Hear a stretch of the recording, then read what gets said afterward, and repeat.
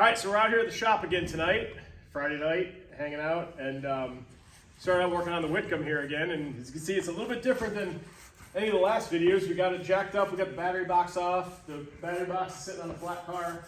We got a jumper cable running up here that we wired up so we can run the thing. So if you come in here, we can explain how this thing works a little bit. Watch the sills. So this is our speed control, and it's got 4 notches.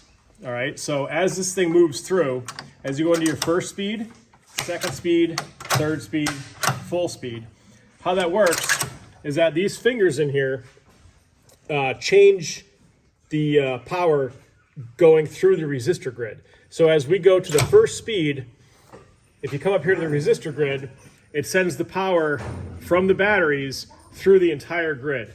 As we go to the second speed, it goes from here to here, so it gives a little bit less of the resistor grid. So the resistor grid takes power away from the motor, turns it into heat, and it slows the motor down.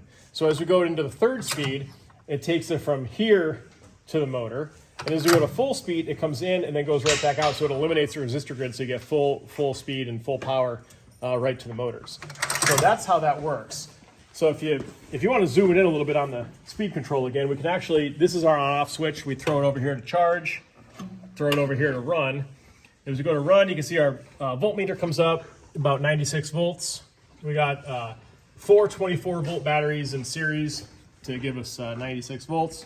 We're going to come into the first speed. It makes contact here and over here, going up to the resistor grid and over to the motor. So we'll go back to the business end back here. We haven't had this thing up in the air in probably 15 years running on its own. So you can bring it into the motor.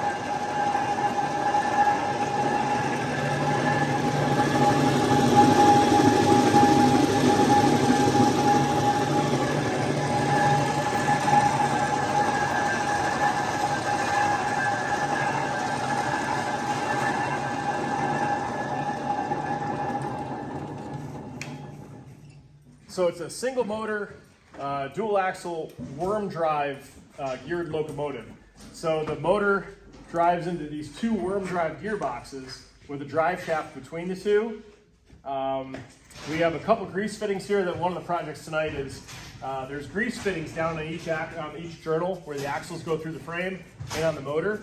To actually grease them, you would have to remove the battery box and then get to them to grease them. So we removed the grease fittings. We're going to put extension hoses on them that are going to come out here, so we can plug the grease gun in and grease them with the battery box still on.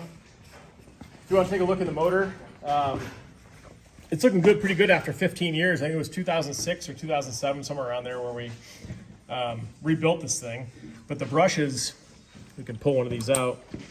They're just barely worn in, so you can see how they're wearing to the commutator here. These were brand new. You can see what's worn in there with the curvature there a little bit. So those guys live down in there nice. So there's 16 brushes. And so that's the Whitcomb. That's where we've been so far. The plan is to, like I said, get the grease fittings figured out. Oh, the gearboxes, there's a plug on the top we can remove. And we're gonna put a pipe thread nipple on that with a hose that'll come out here, so we can put we can service the gearboxes easily without removing the battery box. So we can put the funnel on the hose and pour it in, because there's about this much gap here between the battery box and this. This one will bring up through the center of the battery box with the hose, and we can just put the funnel in there and service the gearboxes. We do have to do the axle seals over again.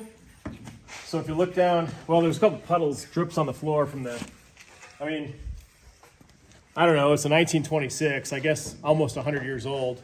It's not too bad if it has a couple drips on the floor, but we did seal the axles once with a wrap seal, and I guess we didn't do it quite good enough because they're still leaking pretty good. So we're gonna try to redo that again. So that's a further project. So that's the Whitcomb. Like I said, the battery box is sitting here on the flat car, along with a couple other parts for it. Next to that is the Brooks car. We pulled that out of the Brooks mine. That's holding some of our lumber right now. We're planning to rebuild that over the summertime and get it back out at Brooks. a couple wheel and axle sets. And the boys are here busy painting some minecart parts.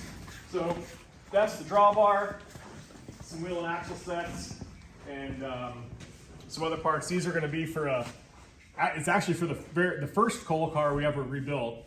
That's going to hold all of our minecart parts. It's a 4-ton minecart, steel box, and we needed a good place to hold all the Wannabe parts that we got, as well as a bunch of other minecart parts. And we thought, well, a good bin would be the minecart. So we're going to rebuild that car. That's going to sit back here on the track, and that's going to hold all of our parts. Another thing we did tonight, before Josh got behind the camera there, is he worked on the GE for a little while. And you can see this thing's got a little bit of work done. Pretty much stripped right down to almost nothing, down to the frame. Got the speed control out. That's got to be completely rebuilt. All the wiring's been taken out, and the motors are still out. Well, and speaking of motors, let's take a walk next door. It's dark outside, don't trip, Josh. Oh, look at them. Wait, look. 1, 2 of them are working. Look at standing there, taking more video, standing there. Okay, let's keep going over here.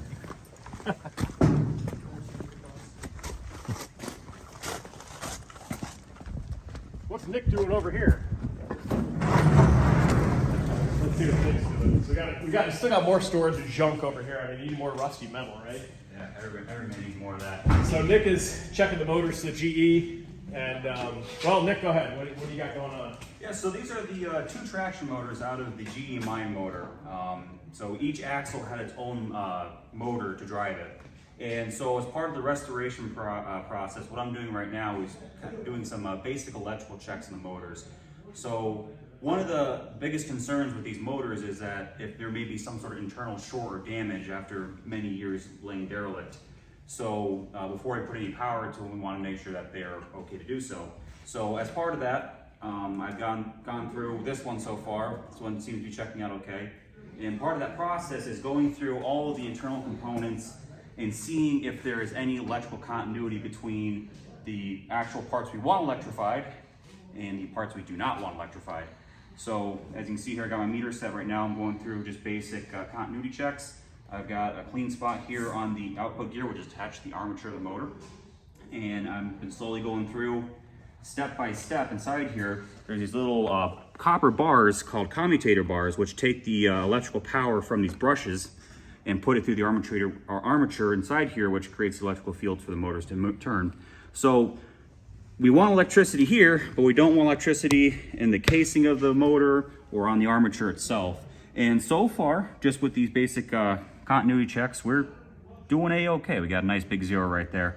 And everything else, the leads for the field windings outside and the brush holders themselves look good so far. Once I've confirmed that everything's good here with this tool, I'll get another tool called a megometer or a megger, and that uses a higher voltage to help check and really make sure that everything's good. So far, I'm really excited to see how well these are turning out so far. We're seeing a lot of good progress on these. No major faults are sticking out. And once everything we know is good, we're gonna take these apart, get them cleaned up, remove some of the mouse nest that has sprouted up over the years, and get these back in the motor and get them operating. Cool. So that's the Whitcomb and the GE. So UGM has had 2 mine motors for quite a few years now, and a bunch of mine cars.